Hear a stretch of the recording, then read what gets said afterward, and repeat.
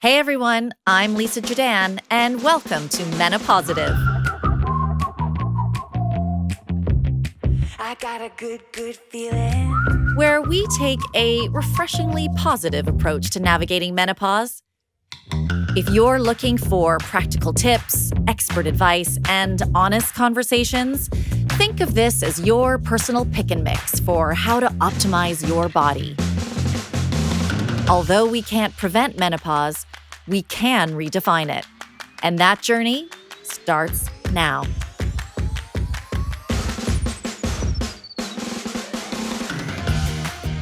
When I was a little girl growing up, my parents let me try every sport, every activity. I tried figure skating, but I really only liked the hot chocolate and cookie breaks. I tried football or soccer for our North American friends, but I sprained my finger trying to save a goal. I then got into softball, but I got hit by the ball, got a ski pole in the back of my knee during a tumble downhill skiing. And then I finally found dance. You name it: ballet, tap, jazz, modern, ballroom. You'd find me standing on my dad's feet as he twirled me around the living room when I was small. As a teenager, I had ballet classes in the morning before school and tap and jazz classes after school. This was also the place where I learned how to eat in order to build a strong, lean body. But I also witnessed eating behaviors that could have damaging effects on your body and your health. Fast forward now to midlife, and I'm starting to learn how hormone shifts are like a dance. They influence everything from mood swings to sleep to weight gain.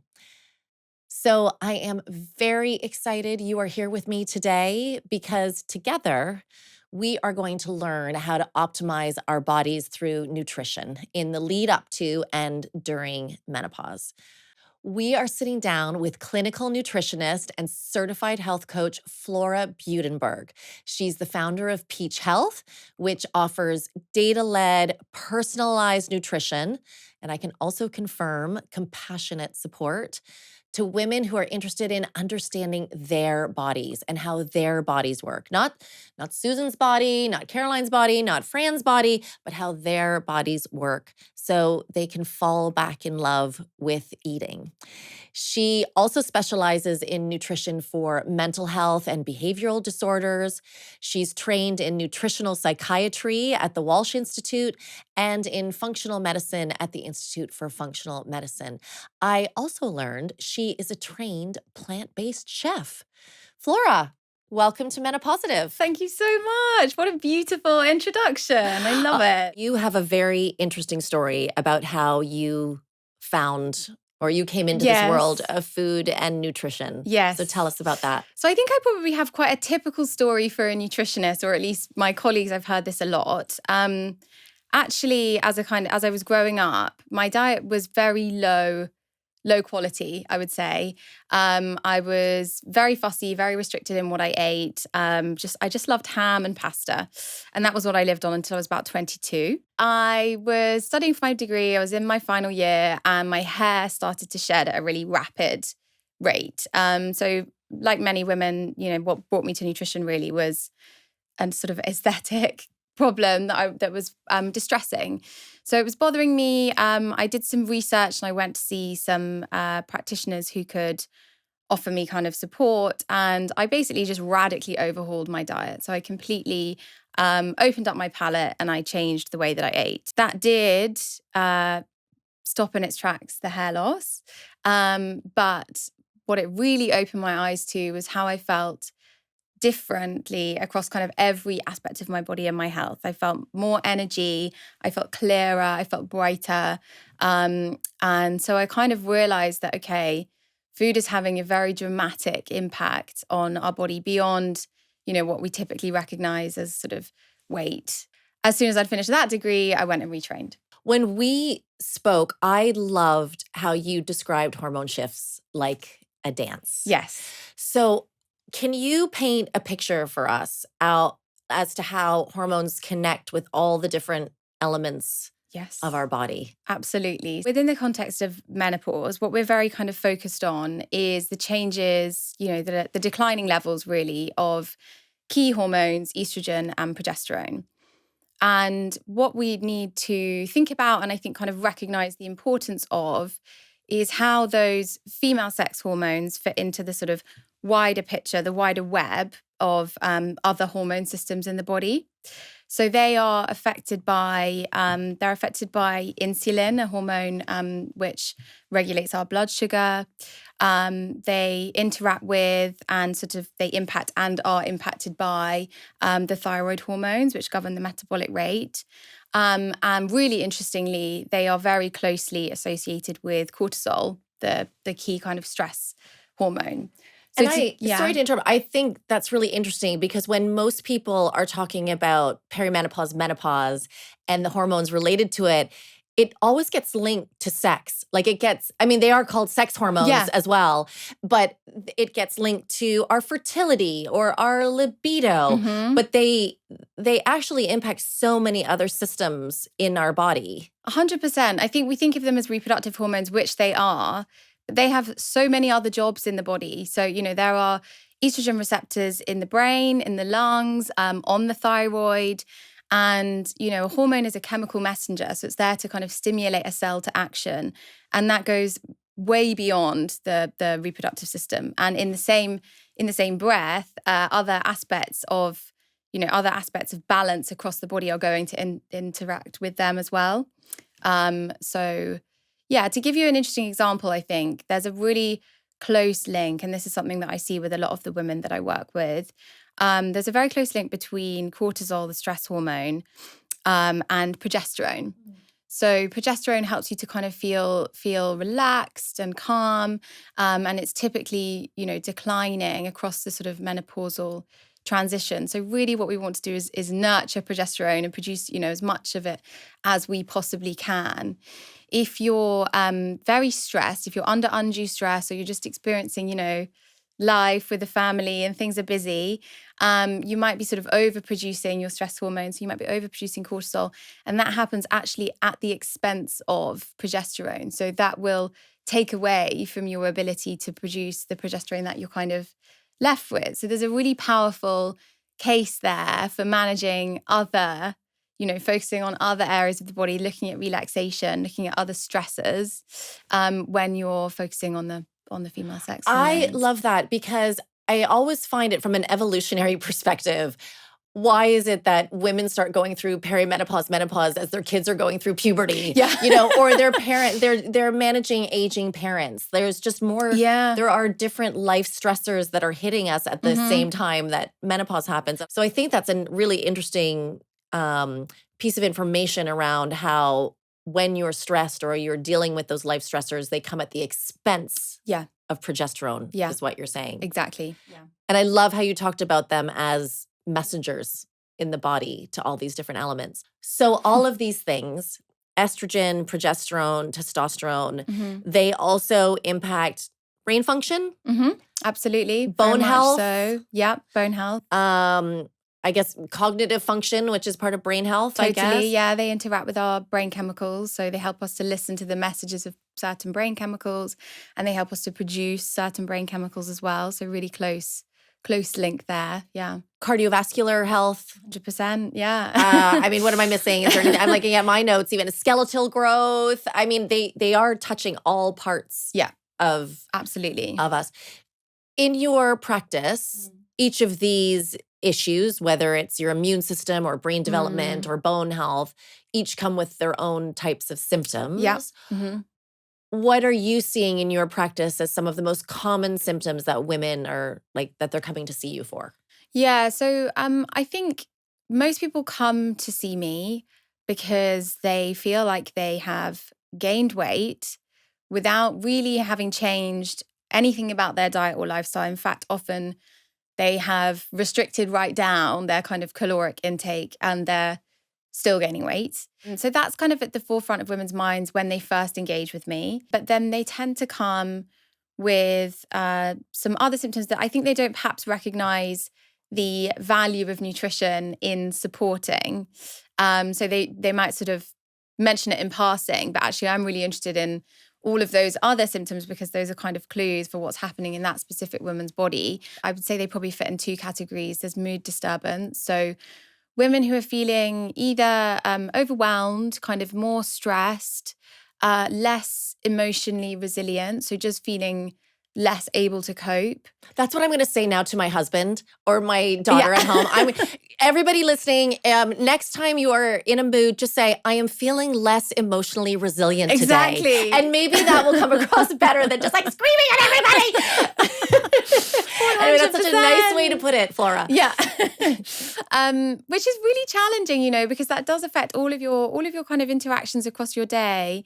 And then, on the other side of the spectrum, I see women who are actually really reporting a feeling of despair, tearfulness, total overwhelm, new depression, new anxiety.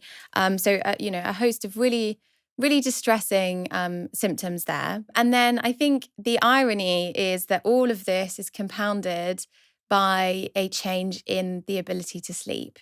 So, if these women were able to get a good quality 8 hours, all of those other factors might be easier. That would change their body fat composition, that would affect their ability to cope. But unfortunately, another sort of nasty interaction that the drop in hormones has is with our sleep. And is this, I feel like it's kind of like that horror movie where everybody wakes up at 4:00 in the morning.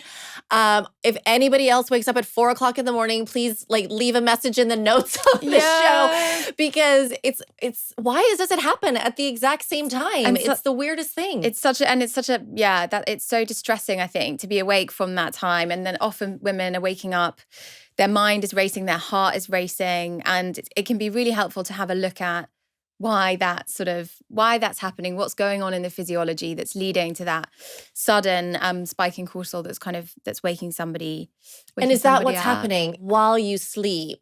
Your hormones are still going on a roller coaster ride that you could wake up because maybe you're having a night sweat or a hot flush, or it could just because of the roller coaster ride your hormones are on, cortisol just all of a sudden spikes. Is that right? I mean, tell me if I'm wrong. It can be a kind of host of different things. And so this is why it's really helpful to get to grips with the person in question's kind of lifestyle. But it's really to do with the drop in estrogen and progesterone that we experience through the menopause affects our ability to produce certain brain chemicals that keep us kind of calm and focused and feeling relaxed.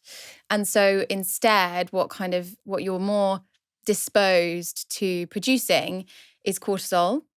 And so cortisol as a stress hormone is very powerful. It's there really to run your sort of fight or flight response. What we want, from a healthy circadian rhythm perspective, so a healthy body clock, would be to see cortisol really surge in the morning, not at 4 a.m., at sort of sunrise, sort of 6, 7 a.m., a nice steep upturn in cortisol that would give you enough energy and kind of pep in your step to get out of bed. And then you would hope that cortisol would slowly ebb away throughout your day. And by the end of your, through into the evening, actually it would be really, really very low, which will permit melatonin, our sleep hormone, to come in. Now, if you're under a lot of stress, that's kind of compounding this natural increase in cortisol, or you're fasting, or you're exercising really hard, or you're doing other things that are going to push this cortisol into overdrive even more than your sort of physiology is promoting, it's going to be very challenging to sleep through the night with that melatonin sort of naturally being produced. So what can be happening is just an overall kind of peaking of cortisol that's spiking your adrenaline and really waking you up. It can also be a dip in blood sugar. So sometimes I'll be working with women and we will do a kind of blood sugar monitor to see if the blood sugar is dipping at night. And typically you might see a low blood sugar event, around sort of 3, 4 a.m., which is causing the woman to wake up. And with that, what we need to look at is the evening meal and the quality of the evening meal, probably educating that woman around eating slightly differently at nighttime, more protein, less carbohydrate, perhaps slightly earlier as well. to protect them from this sort of dip in blood sugar that's Yeah, awakening and them. I think that's what we were talking about. Yes. Even the 4 o'clock snack, everybody likes, that 4 o'clock cup of tea or a biscuit. And you asked me some really interesting questions. You said, okay, well, are you actually hungry? Are you mouth hungry? Or is it stress? Or are you like depleted, like you're tired and you need a boost? And you asked me all these things that in the normal course of running around in the day, I think people we don't have time always to tune into our bodies. Totally. But I think that's why it's great having you here too for these little things that I think can make such a big difference and don't have to cost a lot of money, No. right? Like Yeah. just to be aware when you're eating or what time you're eating at and what's driving that hunger or that need for you to Yeah. have that type of food. I know when I'm stressed, I want comfort food. And again, probably normal. I like to think that's normal. But that's like a physiological response that's, driving you to crave those specific foods. And I think that's such an important point when we're looking at sleep quality and the circadian rhythm and helping somebody with cortisol. It's not just about what you eat. It's also about when you're eating and why you're eating, really interrogating that and connecting with your body. But when you eat is one of the only cues that this internal body clock has to know that it's day or night. Oh my gosh. Okay, stop there because we've had this conversation before.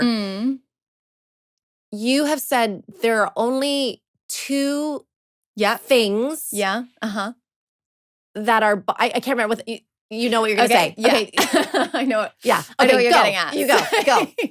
So the body clock is receiving messages from the external environment. It's receiving messages of light and darkness, and it's receiving messages of food. And they are intake. the only two messages. Those are the two primary things that govern the circadian rhythm. The circadian rhythm is super complicated, but there's two things within your kind of power that will help you to have this natural rise of cortisol, fall of cortisol, rise of melatonin for quality sleep. And food is one of those. And so we spoke about this for you, I think, just being more mindful with when you're eating and eating one meal and then stopping. Yes. And I'm a grazer. I graze. I eat all the time. If you've ever worked with me, there's food beside me like all day long. Yeah. But yes, we talked about having my body then never knew what we're talking about is that my body never knew when to metabolize it. My gut never had a break.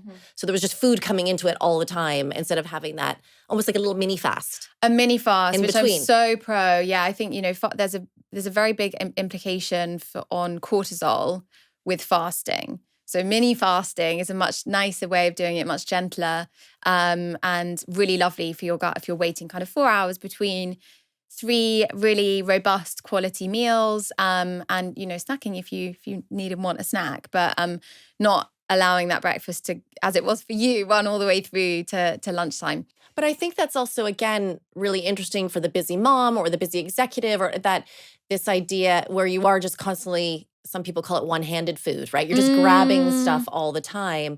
But again, another awareness of these things that we have within our power to make these changes. Yeah. And I think awareness is the first part of it. Like if we know that to sit down for a meal or give yourself 15 minutes or whatever it may be, then those are these small changes that we can make every day. Okay, so let's come back. You talked about mood. We've talked about sleep. And the other, I guess, weight. You said a lot of women are coming because of weight gain. They're eating the same, but they can't get the weight. Shall we hit each of these one at a time? Absolutely. To start with the weight gain, I think the first thing that I would love women to know is it's not your fault. You didn't do anything differently.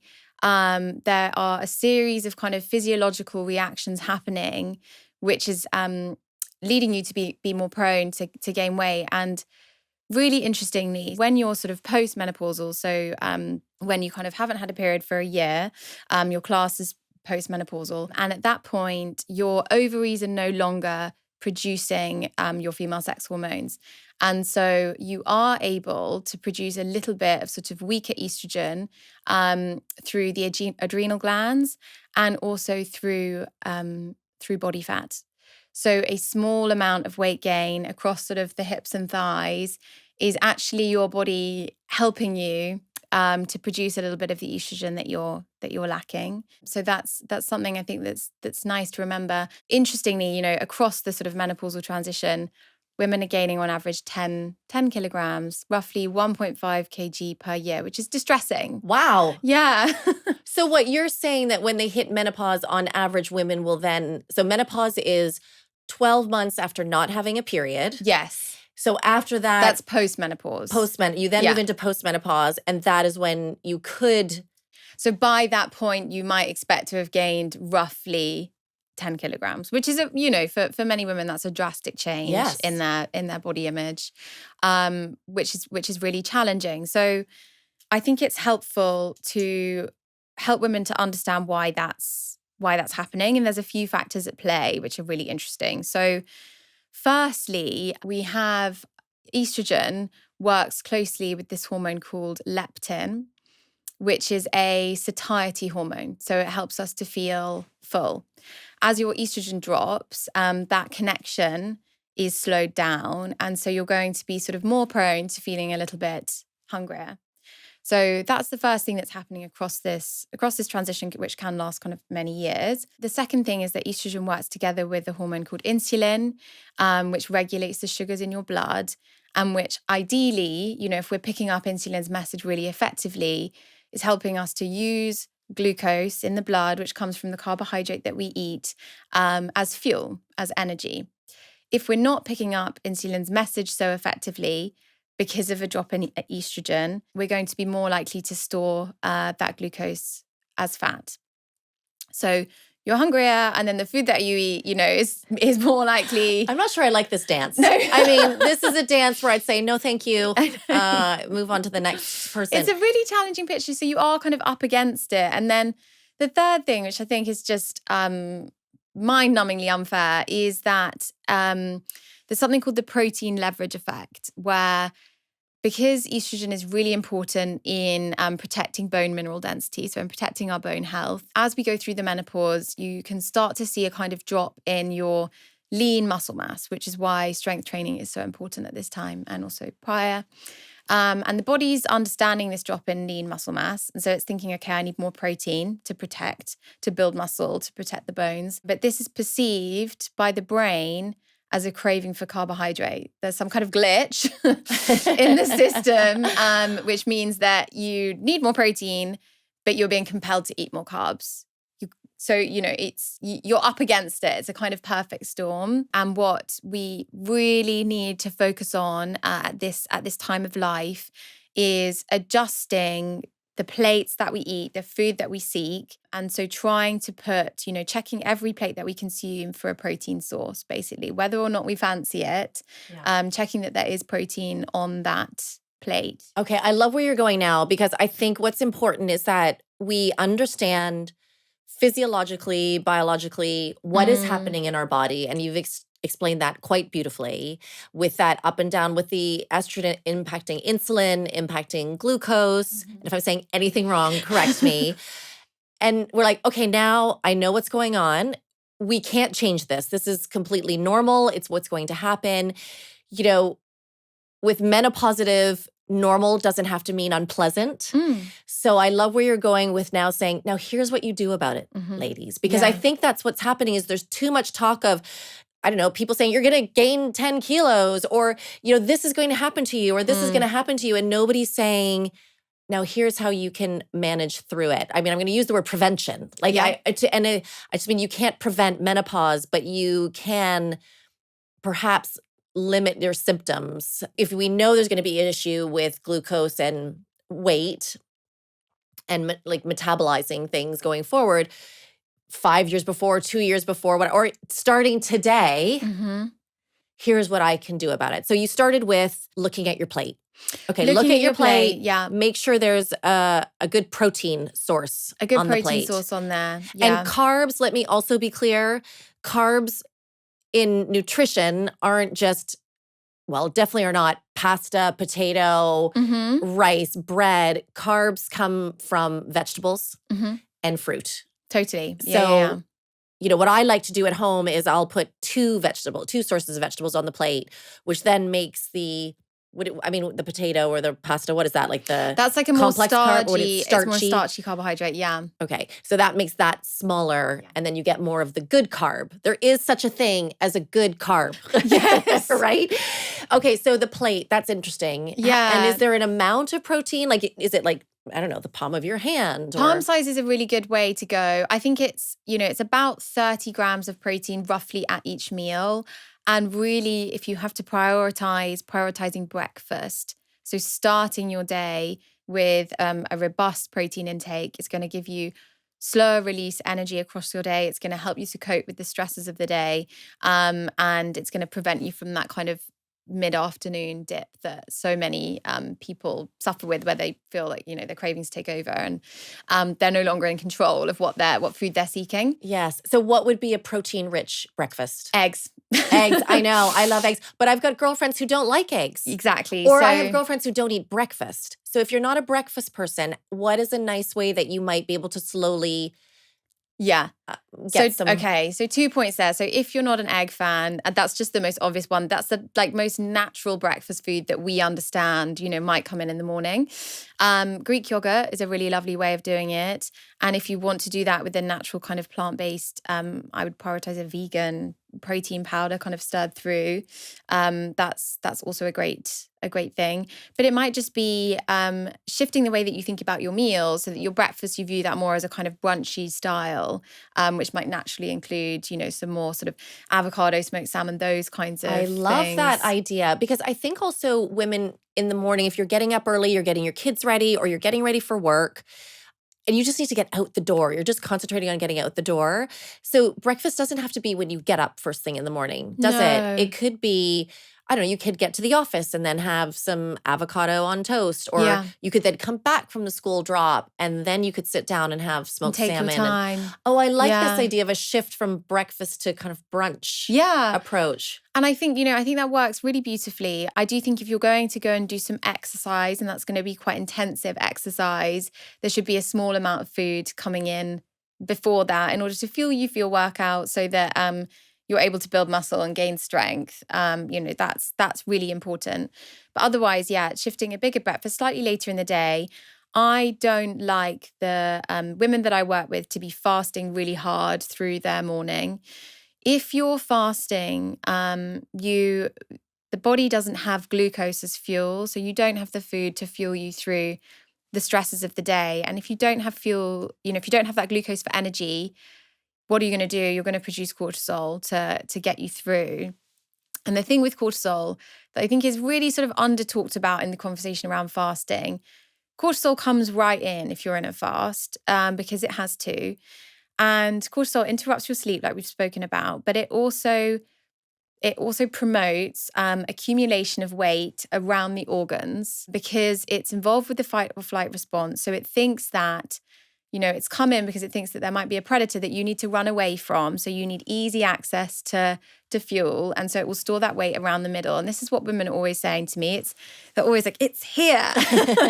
And that can be, so then they fast because they've heard that that's great for weight loss. Yes, but then they're actually kind of compounding that issue. Yeah. And I think that's why treating this whole person is really important. And also looking at their habits. Like, I'm not a breakfast person. Okay, well, let's think of how we can maybe shift our traditional view of what breakfast is. Yeah. Okay, should we try? So we've talked about weight gain and how we can looking at our plate. Yeah, and what we can change, and how we view breakfast and certain meals. Is there anything else you want to add there? I think the other thing that I would say is just on the carbohydrate. There is a bit of a trend, for women looking to lose weight. They will just go low carb or no carb. And what I would want to say is anything that you restrict, if we look at this sort of binge restrict cycle, the more you restrict something, the more appealing it becomes. There's loads of interesting research into what that does to your psyche and connection to that specific food.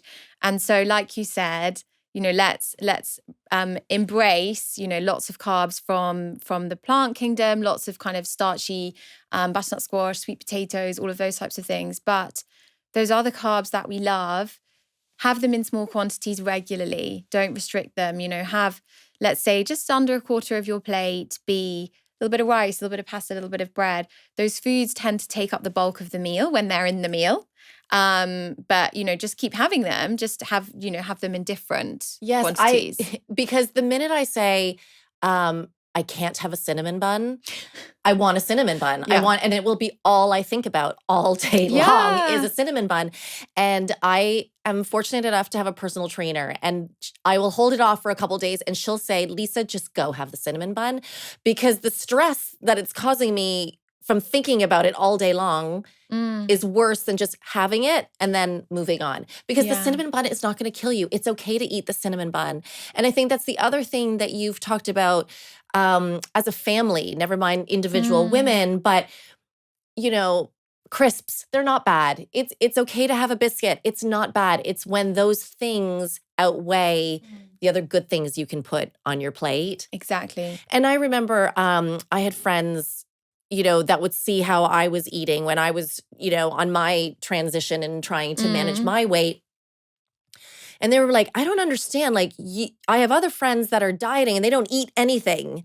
You're losing weight, but you're eating all the time. And I said, yes, but I'm eating the right things, right? It was choosing those vegetable-based carbs as a main with just a protein. And then you can see your plate pile up. I think it's being more conscious of the right foods to put in, and then you can eat lots of them. Yeah. Is there anything from a supplement perspective on weight gain, or not weight gain, just nutrition management around this topic? I think that probably supplements in that area would be misplaced, in my opinion. I think it's about it's about really just spending all of your energy and extra money on investing in the food that you're eating. Yeah, I love that. Okay, so next, shall we move on? What, mood, cognition? As a result of the sort of drop in estrogen and progesterone, we mentioned kind of at the beginning, there are interactions with certain brain chemicals there. So estrogen works together with serotonin, which is your happy hormone. We like serotonin. We want lots of serotonin. We want lots of serotonin. Yes. Yeah. So we want, healthy levels of estrogen to maintain that. This is why, for menstruating women, they'll often feel brighter in the first half of their cycle when estrogen is typically higher. And then the other really important interaction is progesterone helps you to pick up dopamine's message. And so when those hormones are declining, you aren't benefiting from those interactions with the brain chemistry. And so, we want to provide the substances that will help us with the neurotransmitter production. But my approach clinically is actually to pull on a different lever in the body that we know influences the brain. So that's the gut, the second brain. I'm really throwing everything at optimizing the gut health because of the incredible impact that's going to have on mood and cognition. There's so much new science that's coming out now around this whole gut-brain connection. People often understand the gut-brain axis because they know that if they have felt nervous for something, you get butterflies in the stomach, or you get an upset stomach or whatever it is, and that's the brain sending a message down. And then there's all this sort of wisdom of the gut and the messages that the gut can send upwards. So we now know that pathway, this gut-brain axis, is bidirectional. It, the brain can receive messages from the gut. So if we can really nurture a sort of thriving and diverse gut microbiome, and low inflammation within the GI tract, and a sort of robust gut lining, that is going to be sending really positive signals upwards, basically, that's going to help you with your natural production of these brain chemicals. And so this is the microbiome. And, that would be, I think you're doing an episode. That would be a whole episode in itself. But I think the main message there is, we can get very focused on protein when we're thinking about muscle and we're thinking about weight. But we really need to be, the microbes feed on fiber, and that fiber comes from foods from the plant kingdom, which goes, stretches way beyond just 5 fruit and veg, and involves nuts and seeds and beans and legumes and pulses, and making sure that we are getting natural whole grains in the diet as well, and just really encouraging the growth of those microbes by eating as many of those foods as we possibly can. You really can't overdo it there. I love that. And any supplementation around this that can support you? Absolutely. So there's been a lot of sort of hype around probiotics, and then there was a lot of kind of damning of probiotics because they worked out that the probiotics aren't reaching the gut alive. So when you're taking a probiotic, what you're trying to do, you're basically trying to take in the beneficial bacteria, and then you're hoping that it travels all the way through the GI tract to the colon and then sets up home there and thrives. That's quite unlikely. But what I do find to be really helpful is prebiotic blends. A prebiotic is just the food for the probiotic. And there's a wealth of foods that contain prebiotics, things like Jerusalem artichokes and onions and, loads of sort of chicory, that kind of thing. But we can also take prebiotic supplements in a powdered form. If you're getting it in a capsule, it's probably not good quality, that contains things like inulin and PHGG and kind of all of these lovely substances that heal that gut. Okay, we're going to move on. We're going to talk more about supplements in a bit. Sleep. Should we move on to sleep? Sleep, yeah. So I think we've kind of covered how that circadian rhythm is impacted by the drop in hormones. I think 3 things that I'd be thinking about with sleep, and one is not rocket science, and most women are telling each other about this. But alcohol, you have an increased sensitivity to alcohol, sometimes in that menopausal transition, which can really interrupt sleep. If you are drinking, trying to drink with food earlier in the evening, so that you have a little bit of time to sort of metabolize that before you're going to bed. Same thing with coffee and caffeine, really trying to have that earlier in the day, not on an empty stomach, ideally not really in the afternoon. And then the main thing, and I think women sometimes find this really reassuring because it's like, maybe you don't have to change anything. Maybe you just change when you do what you're already doing, which is anchoring yourself in a rhythm that's going to kind of nurture the natural circadian rhythm that your body is governed by setting a consistent sleep time and wake time and sticking to that. So always, if you always get up around 6:30, choosing a time, always waking then, and same with sleep, doing the same with your kind of bedtime, and then doing the same with your eating window. So having your breakfast at the same time each day and then having your final meal at the same time each day is all going to kind of give the circadian rhythm the cues that it needs to understand when to produce cortisol and when to produce melatonin. And this isn't just about perimenopause and menopause. No. This is just good lifestyle practice. Totally. For longevity, for health and well-being. Yeah.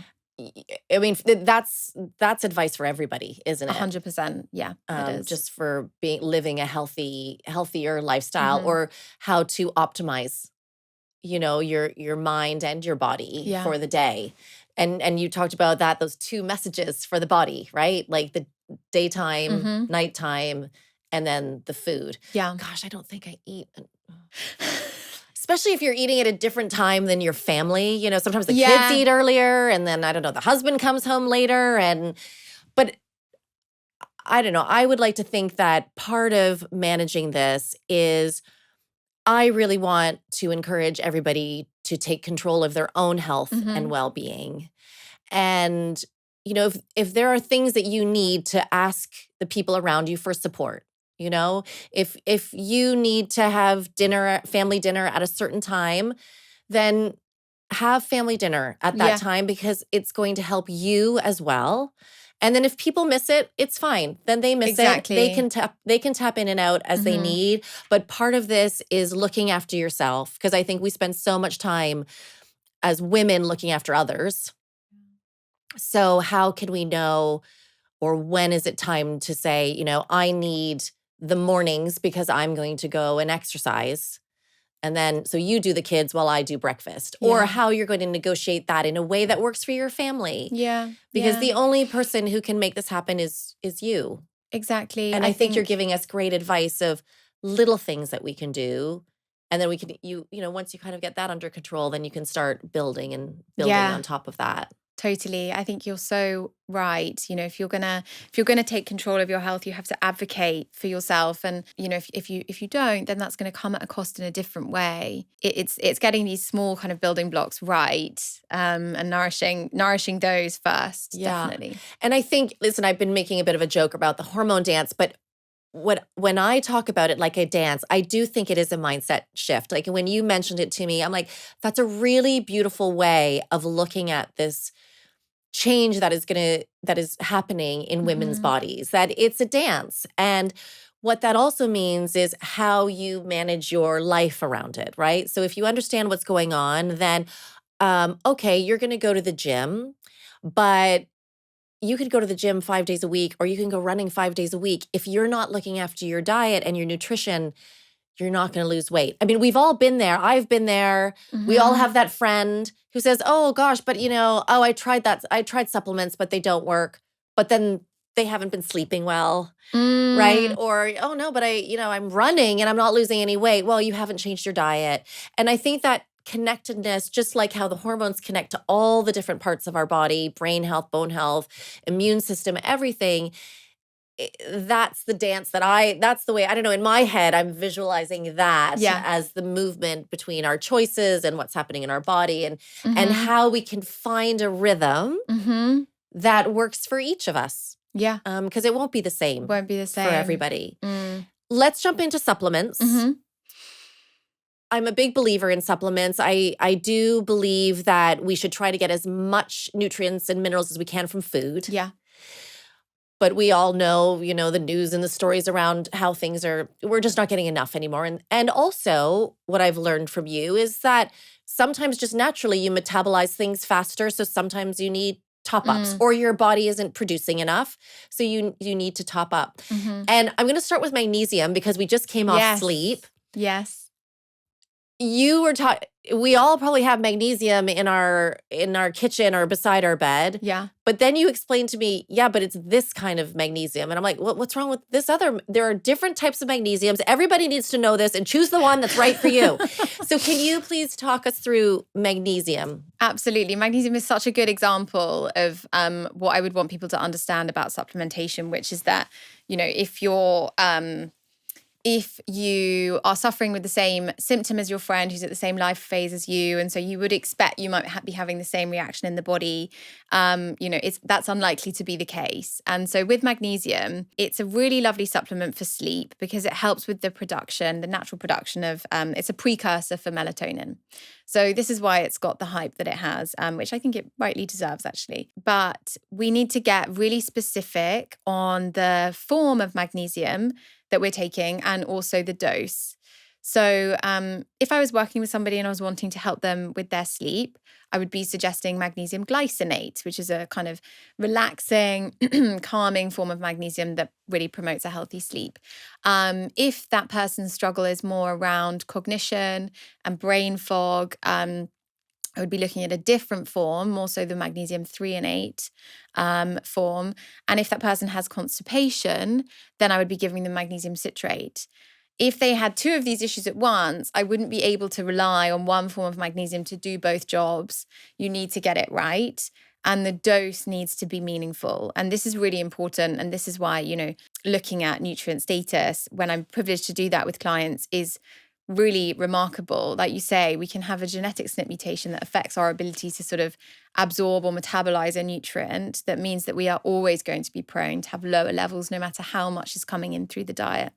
So if you've got a low, a sort of a genuine deficiency in a nutrient, and then you take a very small dose of it, it might lift you up a little bit, but it isn't going to bring you to the level at which you need for that nutrient to perform all of the functions in the body. What happens is all of the nutrients are in the blends in quite low levels because that's safe. So they're in these sort of recommended daily allowance levels, which is fine and good. And it's important that that level is safe, but that isn't going to bring a therapeutic effect if you're looking to target a specific symptom. Yeah, I mean, I was telling you that I have some inflammation in my knee and I've had some inflammation in my shoulder. And I said, oh, so, somebody recommended curcumin. Yeah. Is that how you say it? Yeah, Curcumin? yeah, I'm saying yeah. it right. And you said, what's the brand and what's the dosage? And I should have brought it with me, but I think it was 400 Yes, I think milligrams it or was. something. It was. And you said, how many are you taking? I said, I just take one a day. And you're like, you need 2,000 milligrams to have a therapeutic effect on the inflammation. And like you said, I think supplements is a big industry and a big world, and it's wonderful and it's needed. And there's lots of great things out there. But again, education around dosage, personalized to you, if you can, is so helpful in understanding how your body works 100%. and what you need. The other thing I've been reading about is the dangers of self-supplementing. Yeah. So I've done this. I was feeling kind of a bit, I don't know, maybe I had some anxiety. I was feeling a bit nervous a lot. And a friend was like, you need ashwagandha. And then she sent me some ashwagandha. Ashwagandha is great. For me, I had some stomach issues with it. Because you have a thyroid condition as well. So it's, I didn't even know that would connect it. There are so many nutrient interactions and we do have to be really cautious. So ashwagandha does, it takes activity on the thyroid tissue. Oh, wow. Yeah. Oh, so God. it's not always appropriate. Sometimes Yes. it's beautiful and makes a mega difference, and sometimes it's not. And that's, again, let's go back to this connectedness and the dance between our lifestyle and then our biology and how we help those things find the right rhythm for each other. But I do think people need to watch because there's so much and everybody's got their thing that works. Yeah. And of course, as women, we're friends and we're trying to help each other. And oh my gosh, have you tried this? And have you tried that? Yeah. We do have to watch out for our individual makeup, what works for us, because what works for one of our friends may not work for us either, for various reasons. And kind of just not getting disheartened. So I think what happens is if it doesn't work, then you give up on the whole nutrition gig because you're like, oh, well, I tried that, that was rubbish. That didn't work for me. And that's sad because that may just be that it wasn't appropriate for the specific needs that woman was looking for. And so, if you have had an experience like that, that really doesn't render everything else redundant. Yeah. And I also think it's a really interesting conversation and maybe for another episode, but for women who choose not to take hormone replacement therapy, I'm really curious to know how nutrition and supplementation can really support that. Maybe that's another time. Maybe we have you back for. Yes, so much to say on that. So wrapping this up into a lovely package for women, I think sometimes we're at an age where there's a lot going on, like you're running around with children or you have aging parents or you're busy professionally or your lifestyle is just busy. And especially with the hormone shifts that are going on, some of us feel more overwhelmed. To say, okay, now go eat this way and take these supplements and do this exercise could just be more overwhelming. So what would you say, what would your recommendation be if somebody could start with just one thing? What would it be? Just one thing. I actually think for that person that's overwhelmed, what you need is to feel more grounded, is to kind of center yourself in a rhythm. And so I actually think if I, from all the things that we've discussed today, if I was to pick one to start with, it would be eating and sleeping at the same time, because then you're bringing your overall sort of heightened level of anxiety down because your body's operating on a system that it can trust and a routine that it knows. And that's going to have, really far-reaching benefits to sort of regularity of bowel habits even. If we go to sleep and we wake up and we eat at the same times, you will start to see more regular bowel movements and other kind of widespread improvements. So I think that's something that is easy to take forward and is kind of a calming way to come at this. And you could even start with just one of those, getting up and going to bed at the same time every day. Just even start with that. Yeah. And then you can start the eating bit. I like that a lot.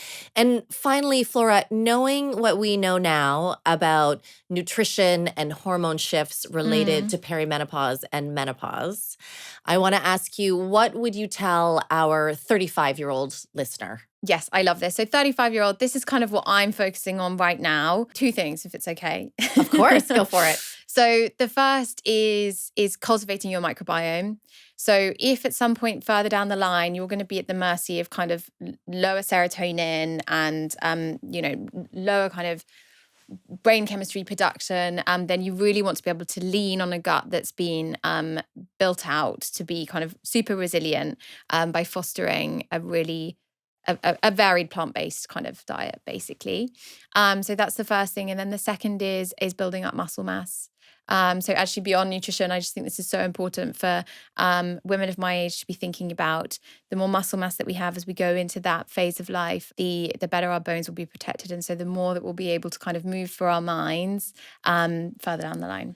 And let me just go back. So to build a healthy gut microbiome, what are we talking here? Nuts, seeds? Okay, yeah. We're is talking a sort of a bean, a legume, or a lentil or something daily. We're talking fruits and vegetables and, so really honing in on kind of green vegetables and dark berries and richly colored kind of, if you're eating dark purple colored things and red and orange and white and green. Okay, eating the rainbow. You're probably feeding the widest kind of amount of microbes that you can. Okay, I love that. And then, yes, muscle is life. I think, we are all living longer. We're living into our 80s and 90s. If you want to pick up your own suitcase when you're 80 or 90 years old, muscle. We've got another episode coming up on that, which is very exciting. Now, what would you tell our 45-year-old listener?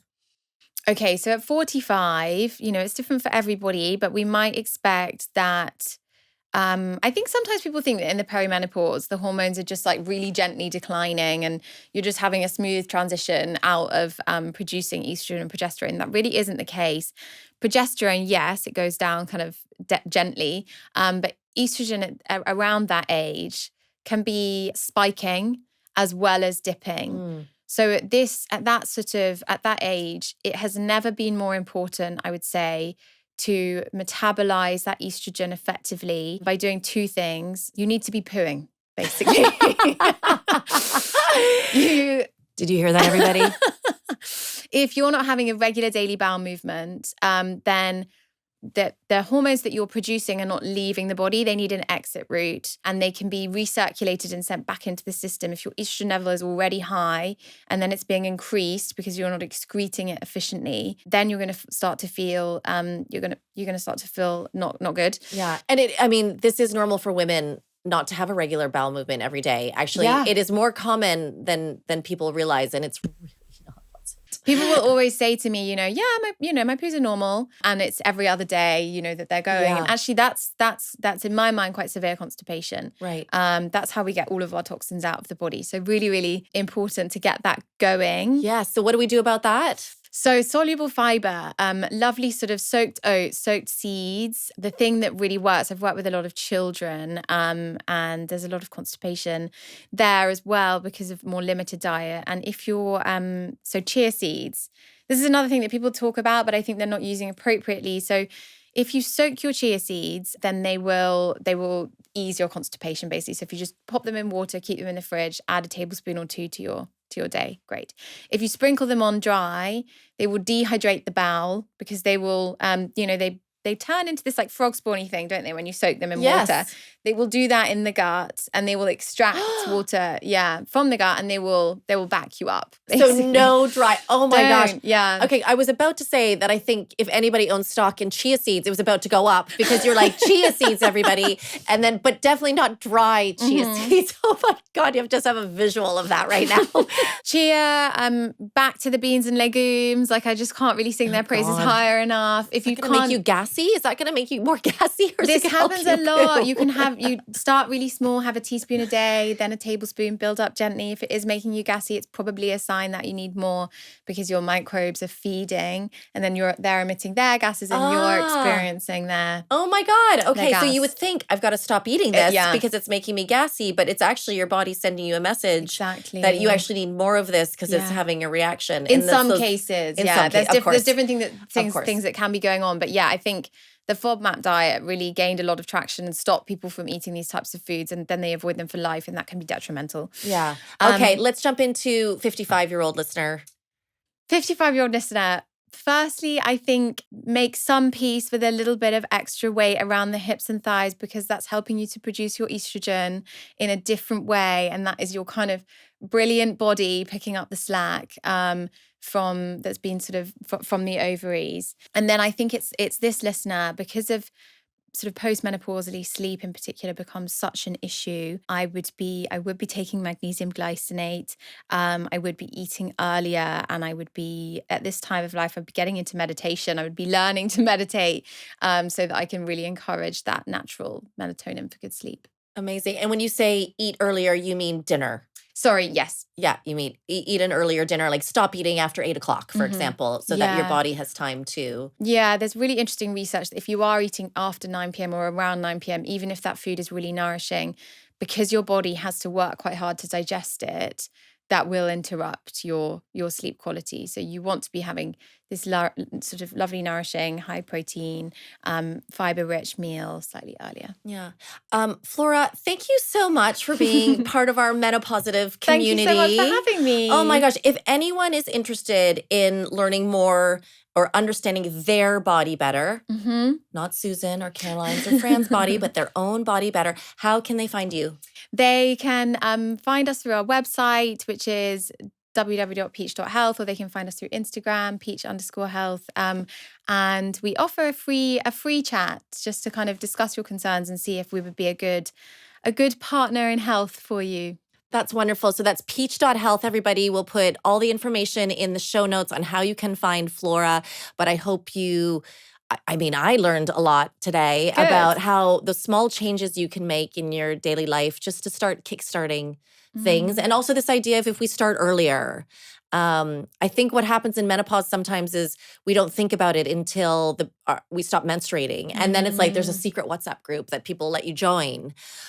We want to change this conversation. Yeah. You know, we want to do that here as part of Menopausitive. Now, Flora, I baked for you today. You're so lovely. Because this is like my virtual kitchen table. And I think that's where a lot of girl conversations happen. Yeah. So I have made some, I call them cookie dough protein balls because that's the only way my daughter will eat them. Yeah. But they're protein balls with cashews, dates. I love it. I do throw some chocolate chips in them, but you can put vegan chocolate chips in them. Again, it's the only way my daughter will eat them. And then these banana bread, I think they're called like banana bread scoops that have oats and maple syrup and dates. Anyway, there's like no sugar, no dairy. You want to try one? Yeah. Okay, let's try one. Thank you so let's much. do it. I've been eyeing them up. Okay, yeah, you can try one of each. Ryan, do you want one? We've got Ryan. You want to come out and enjoy with us? Yes, All right, go please. After Thank you. Is it white chocolate chips? There's a mix. I've got Yum. milk and chocolate in there. I know. And then this one, I'm trying to decide if it's better warm or not. It's so good. Come on in. Natural. Come and try. I will, thank you. What did you say was in them? Nothing bad. All healthy. Good. So I think this one has almond butter in it. Okay. Are you eating Yeah, I'm good. Yeah. Okay. That one it's almond butter. This I one love the white chocolate. You like the white chocolate? Gives a little bit of sweet. Oh, and by the way, I knew you were menopausitive when you downloaded this episode. Thank you so much for joining me today. I love bringing this information to you, and I love that you're taking control of your health. You can follow Menopausitive on Instagram, TikTok, and LinkedIn. If you haven't yet, please subscribe, rate, review, and share this podcast. Join me next week as we discover more ways to optimize our bodies. Because together, we're going to redefine menopause. I got a good feeling.